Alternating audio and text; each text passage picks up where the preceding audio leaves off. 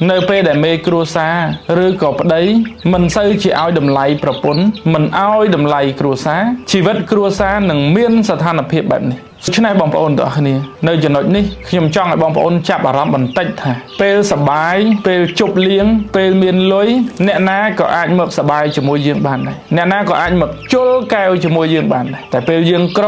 ពេលយើងអត់លំបាកវេទនាបរាជ័យគ្មានអ្នកណាស្គាល់យើងទេតែគ្រួសារយើងពេលយើងខ្ពស់ប៉ុណ្ណាក៏នៅតែនៅក្បែរយើងពេលយើងទាបប៉ុណ្ណាយើងធ្លាក់ប៉ុណ្ណាយើងបរាជ័យប៉ុណ្ណាក៏នៅក្បែរយើង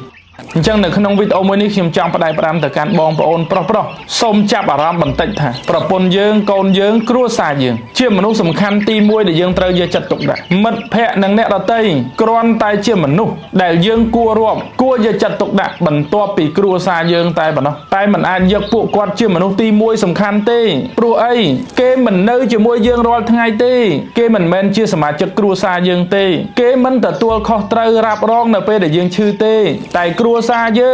យើងបរាជ័យប៉ុណ្ណាយើងធ្លាក់យើងទាបប៉ុណ្ណានៅក្បែរយើងគ្រប់ពេលហើយបើយើងឈឺទៀតពាក្យខ្មែរយើងលោកថាលៀងអាចច្បាច់នោមយើងទៅទៀតមើលថែទាំបាយទឹករលឹកចំណីគ្រប់សពបែបយ៉ាងអានឹងបានយើងដឹងថាចំមានតែគ្រួសារខ្ញុំទេតាដែលស្រឡាញ់ខ្ញុំពិតដែលមើលថែទាំខ្ញុំនៅពេលដែលខ្ញុំលំបាកខ្ញុំវេទនាខ្ញុំឈឺខ្ញុំដេកលើគ្រែពេទ្យជាដើមអញ្ចឹងកន្លែងនេះបងប្អូនសូមចាប់អារម្មណ៍ហើយសូមរំលឹកខ្លួនឯងសារជាថ្មីសូមកុំឲ្យតម្លៃអ្នកដទៃឬក៏មិត្តភ័ក្តិធំជាងប្រពន្ធធំជាងកូនឯសោះហ៊ានតែបងប្អូនឲ្យតម្លៃអ្នកដទៃសំខាន់ជាងប្រពន្ធកូនណាគ្រួសារមួយនឹងគឺគ្មានក្តីសុខសុភមង្គលទេគឺតែងតែមានបញ្ហាមានទំនាស់នៅក្នុងគ្រួសារជានិច្ចហើយទីបំផុតគ្រួសារយើងភរិយាយើងគាត់ទទួលយកលែងបានព្រោះយើងមិនដែលគិតមិនដែលខ្វល់ខ្វាយពីគាត់ទេដល់ពេលនោះយើងត្រូវឆ្លោះគ្នាយើងត្រូវទាស់គ្នាយើងត្រូវលែងលះគ្នាតើចំណេញអីយើងទៅយកមិត្តភ័ក្តិរបស់យើងនឹងមកធ្វើជាប្រពន្ធមែនទេអត់ទេគេក៏មានគ្រួសារគេដែរ